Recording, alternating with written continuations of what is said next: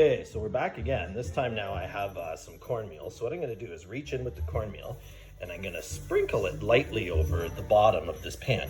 Now the nice thing about this is that it works kind of like if you actually like grease the pan, except you're not going to grease the pan because greasing the pan will do different things to the bottom of your bread. So sorry, that was my bird making noise. So if I put these down, it will not only help to allow some air in underneath to help cook the bottom of the dough, but it will also prevent the bread from sticking to the bottom of this pan, which is kind of nice. And it does give you that extra crunch on the bottom of the loaf of bread. So at this point, and again, if you had two hands, this works a lot better because I'm going to end up stretching this loaf quite a bit doing this, but that's okay. I'm going to set this loaf onto here like so.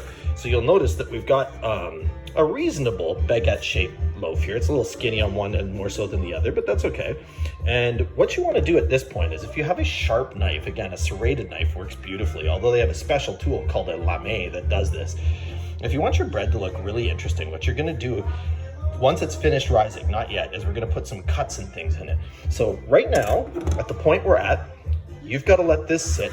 Don't let it sit uncovered. If you don't cover this before you let it sit for another hour, it's gonna get all dry on the top. So at this point, you wanna take a tea towel, cover this thing up and let it sit for another hour. And then we'll take a next look at the video then and we'll show you what to do from there.